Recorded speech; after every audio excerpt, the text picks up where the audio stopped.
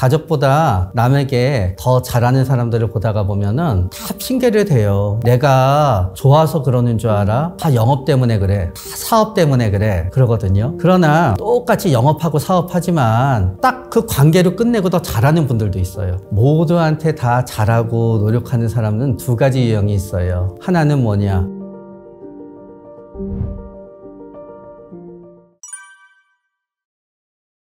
그냥 가족보다 남에게 더 잘하는 사람들을 보다가 보면은 대체적으로 두 유형이 있을 수 있다고 생각이 됩니다. 첫 번째 유형은 사람들을 계속 만나야 되는 거예요. 가족들하고만 있으면, 아내나 남편하고만 있으면 한 사람하고만 있는 거잖아요. 그럼 왠지 답답해요. 그러니까 나가서 누구를 만나야 돼요. 그런 유형이 있고요. 또 두 번째 유형은 나를 싫어하는 거예요. 부부로 살기는 하지만 싫어하는 거예요, 상대방을. 싫어하고 미워하는 사람이랑 같이 있고 싶지 않잖아요. 그러니까 나랑 있지 않고 딴 사람하고만 있는 거예요. 그런데 그거를 상대방도 싫어하고 미워하는 티를 갖다 확 내기는, 그러니까 나도 그거를 인정하기 싫으니까 남한테만 잘해라고 생각하지요. 남한테만 잘하는 게 문제가 아니라 나한테 못하는 게 문제인 거죠. 모두한테 다 잘하고 노력하는 사람은 두 가지 유형이 있어요. 하나는 뭐냐? 진짜 착해요. 그래서 그런 분들을 보면은요, 남이 싫은 얘기하면은 오랫동안 잘 들어줘요. 나에 대해 싫은 얘기가 아니라, 예를 들어서 남이 최근에 고통스러운 얘기를 가지고 뭔가 어려운 점을 얘기하잖아요. 그러니까 딴 사람은 싫은 얘기를 들을 것도 잘 들어줘요. 그걸 우리가 공감을 잘한다라고 얘기하지요. 그리고 공감을 갖다 잘하는 사람들을 보다가 보면 많은 분들이 남의 입장을 잘 수용해요. 회사에서 일하는데 사장님이 오늘 하루 조금만 더 해줄 수 없을까? 그러면은 그래, 사장님 사정이 있으니까 하고 해주지요. 그거를 타인 수용 수치가 높다 그래요. 그리고 또 그냥 누가 해달라 그러면 잘 도와줘요. 착한 사람이지요. 착한 사람은 남한테 잘해줘요. 내가 착하기 때문에. 그러나 진짜 착한 사람이 남한테 잘해줄 때는 어떤가 하면은요, 착한 행동을 하고 나면은 왠지 뿌듯해요. 착한 행동을 하지 않잖아요. 왠지 마음이 불편해요. 그러나 이런 분들이 있어요. 착해 보이지만 착하지 않은 거예요. 이분들은 그렇게 남 도와주는 거 좋아하지 않아요. 근데 겁이 너무 많아요. 나는 사람들을 좋아하진 않는데 사람들은 다 나를 좋아해 줬으면 좋겠어요. 나를 미워하면 안 돼요. 그러니까 밖에서는 착하죠. 그러나 집에 들어오게 되잖아요. 가족은 이미 결혼하고 부모 자식으로 맺어져 있으면요, 끊어지기가 힘들지요. 집에 들어오면은 만만하니까 확 달라지는 거예요. 그래서 실제로 가정폭력 가해자 중에서도 집에서는 엄청 폭군처럼 굴어요. 밖에 나가면요, 위축돼서 아무것도 못하는 사람도 있어요.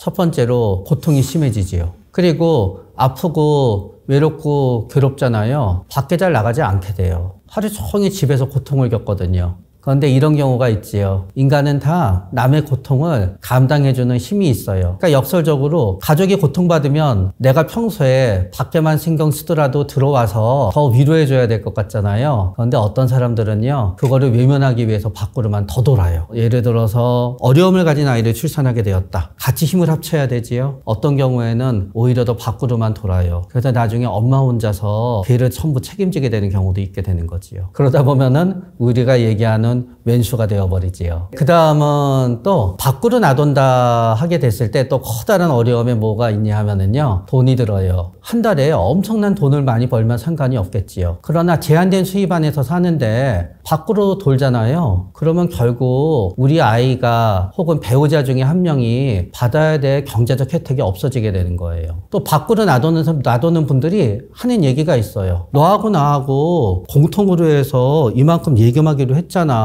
이 돈은 내 맘대로 내가 쓰는 거야. 너도 네 돈 네 맘대로 써. 그러면은 부부 중에 한쪽은 그렇게 해서 몇 천만 원을 모아놨어요. 이 사람은 밖으로 돌면서 노느라고 돈이 하나도 없어요. 그러다 갑자기 한 몇 천만 원 될 일이 생겼어요. 그러면 그동안 열심히 돈 모아놓은 사람 돈만 깨지잖아요. 그래서 엄청난 수입이 있지 않는 이상은 밖으로 가족 중에 한 명이 돌잖아요. 결국은 경제적인 토대가 무너져요. 그러면서 부모 중에 한쪽이 그런 경우는 자녀가 힘들지요. 그래서 경제적으로도 어려움을 갖다 야기하게 돼요. 제가 한 얘기는 아니고요. 아침 방송 보다가 들었어요. 교수님이 얘기하셨는데 그 교수님이 결혼 만족도가 제일 높을 때는요, 결혼하기 전날이래요. 결혼하기 전날에 결혼 만족도가 보통 많은 부부가 제일 높대요. 그때부터 쫙 깎여 나가는 거지요. 왜냐? 결혼을 해야 되니까 서로 조심하고 잘해주는 거예요. 거예요. 결혼이라는 목표를 이루어야 되니까. 그리고 결혼이란 목표가 이루어지게 되잖아요. 그러면 그때부터는 안심하는 거예요. 또 두 번째는 이런 경우가 있지요. 만약에 결혼하지 않았어요. 우리 신랑이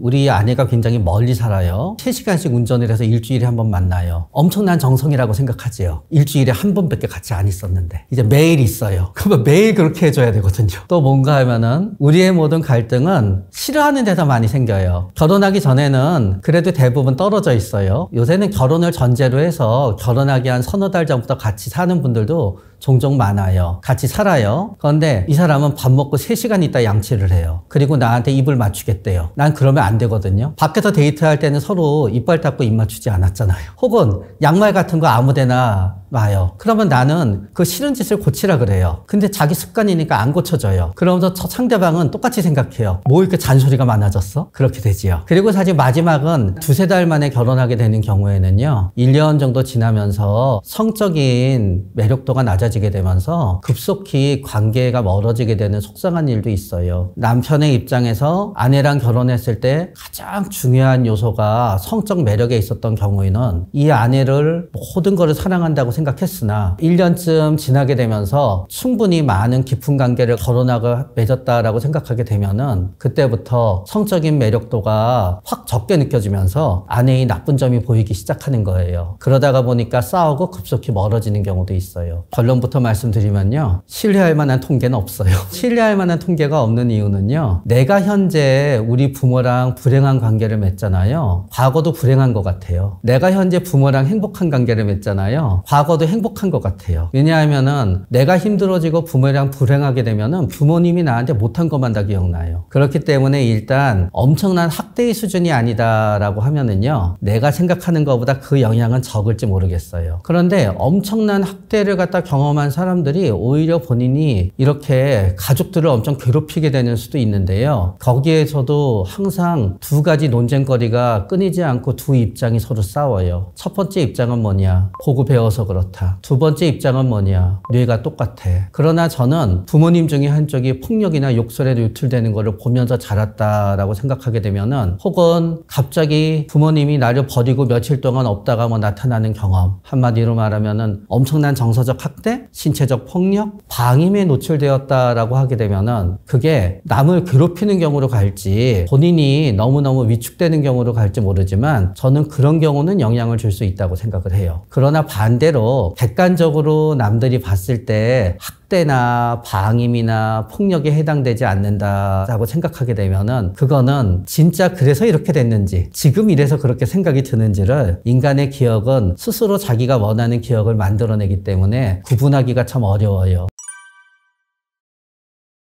심리에서 이제 연대감이 높다는 거는 다른 사람 입장을 잘 수용해요. 그러니까 당연히 우리 가족이 나랑 다르게 살고 딴 얘기를 하더라도 나는 거기에 대해서 비난하지 않아요. 그리고 해달라 그러면 대체적으로 해줘요. 돕는 걸 좋아하지요. 밖에서도 똑같은 거예요, 이분은. 가족 중에 한 명이 바빠서 나가야만 된다 하더라도요. 내 자식, 내 배우자가 갑자기 눈물 흘리면서 힘든 얘기 하잖아요. 그러면 그때는 계속 들어줘요. 카톡 보내서 오늘 늦을 것 같습니다 하고. 진짜 중요한 약속이 있더라도 내 앞에서 누가 고통받는 거를 보면은 그냥 지나치지 못해요. 그렇기 때문에 이런 분들은 바빠서 우리 엄마, 우리 아빠를 자녀가 볼 기회가 별로 없고 바빠서 남편이나 아내를 볼 기회는 별로 없더라도 진짜 필요할 때 나한테 위로가 되어주지요. 그러니까 절대적인 시간은 밖을 돌아다니느라고 적더라도요. 내 입장에선 굉장히 큰 도움이 되고 그래도 우리 집의 기둥이었어. 이런 얘기를 듣게 되지요. 여기에 더해서 만약에 경제적인 능력이 된다. 그러면은 기본적으로 심성이 좋은 분이란 걸 알거든요.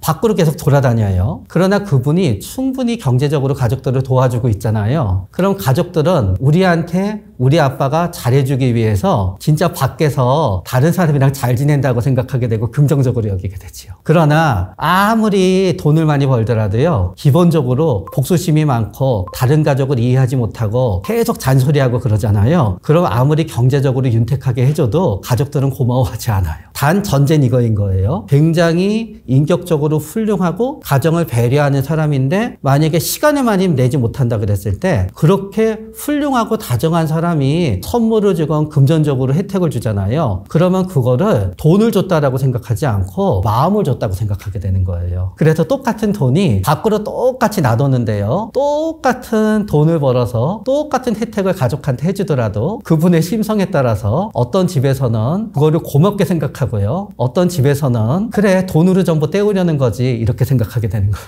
우선 우리가 편한 관계를 가끔 역으로 착각하는 수도 있어요. 우리가 이제 순진하다 얘기 많이 쓰잖아요. 그런데 순진성은 실제로 심리검사에서 쓰이는 용어예요. 순진성이 높은 사람들은요, 다른 사람들을 잘 믿고 앞에서 하는 말을 다 믿어요. 그러니까 저 사람은 나를 50만치 좋아하는데 나는 저 사람이 나를 100만치 좋아한다고 느끼면서 살아요. 그래서 오히려 순진성이 높은 사람들은요, 상대방은 아직 그렇게 친한 관계가 아니라고 생각했는데 본인은 굉장히 친하다고 착각해요. 그러고 행동하다가 보면은 상대방은 아직 친한 관계가 아닌데 나한테 이상한 부탁을 하거든요. 예를 들어서 몇 번 안 봤어요. 그런데 갑자기 오늘 나 어디 가야 되는데 언니 우리 집에 2시간만 맡아줄 수 있어? 근데 이거 부탁하는 사람은 충분히 맡아줄 정도로 친해졌다고 생각하지요. 그러나 상대방은 기분이 확 나쁘죠. 그렇기 때문에 첫 번째, 충분히 친해졌다라고 생각하는 나의 기준이 상대방의 입장에서는 아직 충분히 친해지지 않았는데 내가 충분히 친해졌을 때 할 수 있는 행동들을 하게 되면은 그게 무례한 행동이 될 수가 있는 거예요. 그러니까 조심해야 되고요. 또 두 번째는 저쪽도 나한테 충분히 친해졌다고 생각하고 나도 저쪽이랑 충분히 친해졌다고 생각해요. 그래서 상대방은 일주일에 3번 정도 안부 전화를 해야 된다고 생각해요. 상대방의 기대이지요. 그러나 나는 이제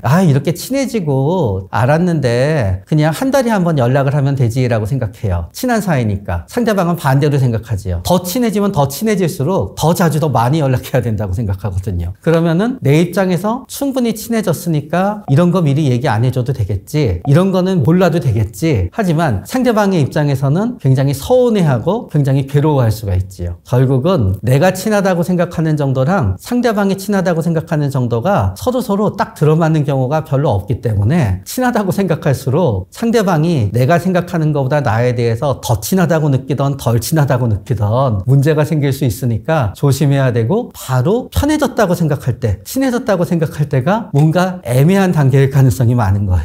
첫 번째 방법은 미안하단 말을 해주세요. 그냥 무조건 미안하다고 해주세요. 왜냐하면은 밖에서 남들한테 잘하는 분들은 다 핑계를 대요. 내가 좋아서 그러는 줄 알아? 다 영업 때문에 그래. 다 사업 때문에 그래. 그러거든요. 그러나 똑같이 영업하고 사업하지만 딱 그 관계로 끝내고 더 잘하는 분들도 있어요. 또 밖에서 많이 도는 분들을 보면 술 많이 드시거든요. 사실은 그분들은 술 안 먹으면 영업이 안 된다 그러지만 술 안 먹고 영업하는 분도 있어요. 그렇기 때문에 왜 그렇게 밖으로만 싸돌아 라고 얘기했을 때 이유를 대면은 관계가 나빠져요. 그냥 그때 미안해 라고 하세요. 그리고 예를 들어서 몇 시까지 들어와 그러면은 몰라 하거든요. 그러나 적어도 상대방의 입장에서는 내 앞에서는 그래도 그러겠다고 하고 약속을 못 지키는 쪽이 내가 존중받는다고 생각할 거예요. 그리고 늦게 들어오면은 미안해 라고 해주면 되는 거지요. 그런 다음에 이제 세 번째가 굉장히 어려운 일인데요. 전화를 좀 받으면 돼요. 밖으로 나돌다는 거는 집에 늦게 들어온다는 걸 뜻해요. 집에 늦게 들어오면은 이제 들어갈 시간이 가까워질수록 전화를 받기가 싫어져요. 그 전화를 받으면은 딴 친구들이 너무 좋아해요. 집에서 전화 왔으니까 들어가라고 밀어요. 그러니까 자꾸 전화를 안 받아요. 전화 받고 약속 못 지켜도 돼요. 그러나 저는 이게 또 반대로 생각하면은 얼마나 고역일까도 이해는 가요. 그렇기 때문에 해야만 되는 건 아니에요. 그러나 내가 그동안 밖으로만 돌고 집에도 맨날 늦게 들어가고 가족이 나랑 같이 있어주기를 원하지만 못 있어줬어요. 그리고 내 마음이 진정 잘해주기를 원해요. 그때는 무슨 대단한 선물을 사주고 엄청난 칭찬을 해주는 게 아니에요. 그냥 집에 있지 못해서 미안하다라고 얘기해 주시고요. 그런 다음에